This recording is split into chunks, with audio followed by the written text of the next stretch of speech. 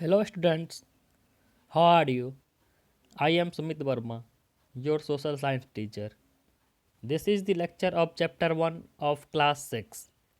Chapter name is Source of Studying the Past.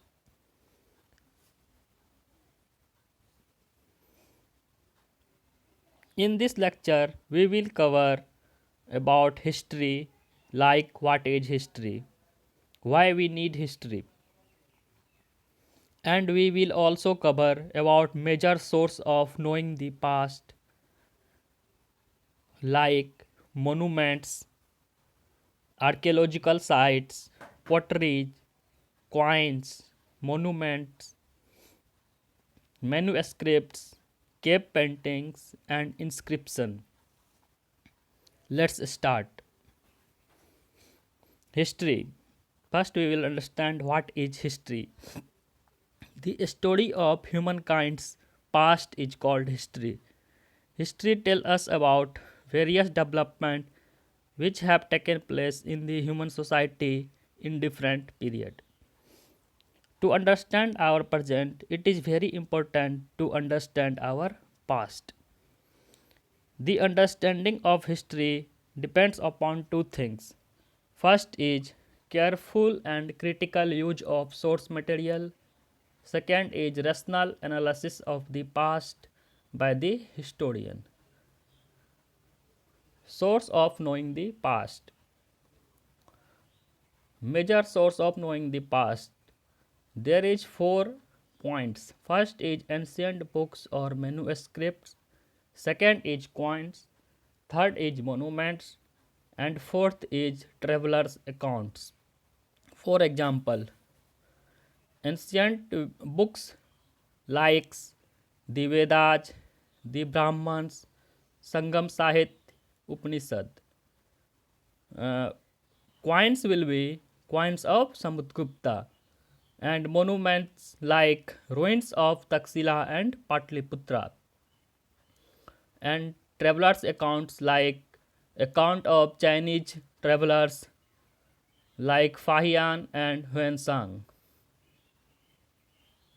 First we will understand archaeologist, a person who studies human history through the excavation of sites called archaeologist. They dig the ground to find the remains of the past. Archaeological sites. Sites from where historical remains are obtained are called archaeological sites.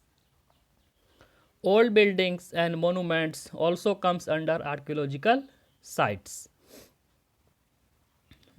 Now we will understand what is monuments.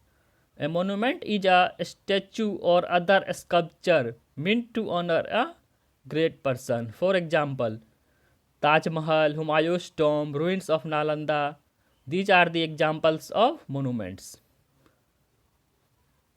The ruins of an ancient monument provides information about the level of technology achieved at that era.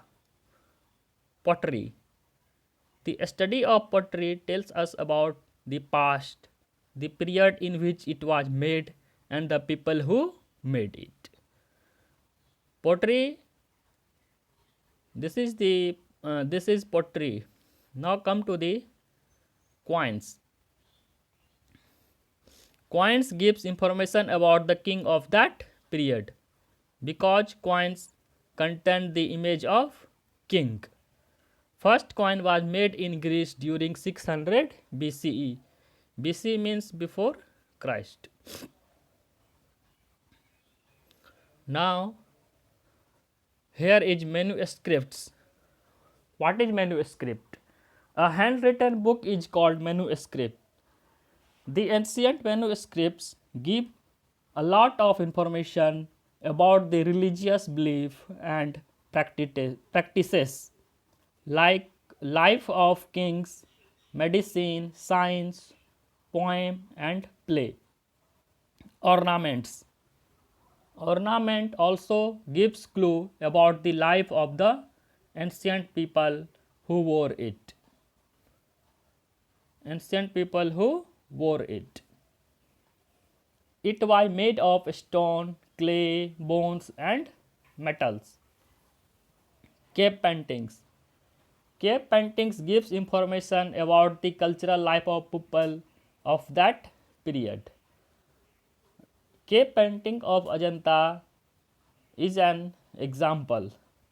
It tells us about India as it was 1000 years ago.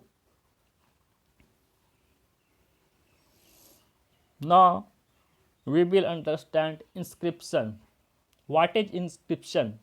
The text written on the stone slab is called inscription. Most inscriptions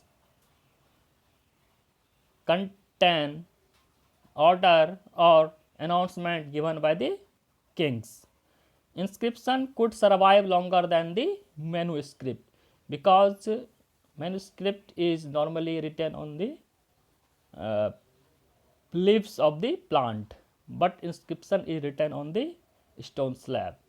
The inscription and manuscripts from ancient period were mostly written in Sanskrit, Prakrit or Tamil. Limited evidence. The source of information that indicated whether anything is true or false is known as evidence. Due to limited evidence, we can only study a part of a society, not the whole society. For example, a lot of information about the royal family, but less information about the small farmers or hunter or tribe of that period. Now, this is the end of this lecture. If you have any query, then write in the below comment box. Thank you for watching.